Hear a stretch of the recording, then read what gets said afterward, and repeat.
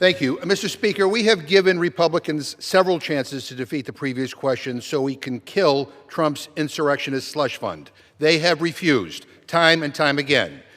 So we're giving them another chance. Let's defeat the previous question so we can consider Ranking Member Raskin's amendment to prevent taxpayer dollars from being used as a payout for anyone who assaulted a police officer on January 6th.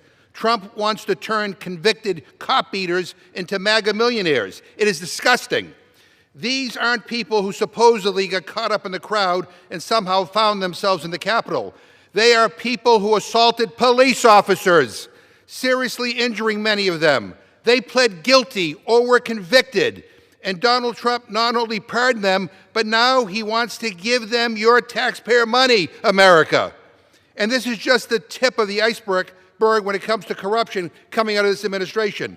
A super pardon for Trump and his family, bribes to pardon well-connected fraudsters, crypto schemes, pump and dump stock purchases, weaponizing the Department of Justice to go after his political opponents and a sexual assault survivor, handing out massive contracts to his wealthy friends, appointing unqualified lackeys to important national security and Department of Justice jobs, and the list goes on and on and on. Mr. Speaker, I am ashamed at what Republicans have done to this House of Representatives. We're not debating issues of affordability. We're not debating lowering gas prices or controlling health care costs or anything that matters to people. Instead, they've turned the Rules Committee into the Protect Donald Trump Committee. Last night in the Rules Committee, I offered 3 amendments to go after this slush fund. $1.8 billion. I offered 3 amendments, and every single Republican, including the gentleman from New York, voted no. They voted no to allow us on the House floor to have a debate and to vote on this matter. And this is a pattern that Republicans have. Remember the Epstein files? You know how we ended up getting a vote on the Epstein files? It wasn't because Republicans wanted one. Democrats offered a gazillion amendments in the Rules Committee to bring a bill to the floor to release the Epstein files.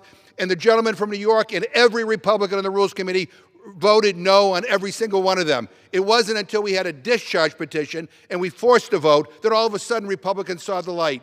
And they came down here and they voted with us. And it wasn't until we had a supermajority where the president couldn't veto it that the president signed it into law. But here we are, the president still isn't releasing the files, and silence from the other side. People are sick and tired of this president's corruption and his lying. They are sick and tired of Republicans going along to get along. We're talking about $1.8 billion going to cop beaters. I hope my Republican friends will vote with us and defeat the previous question and do the right thing for a change. I yield back.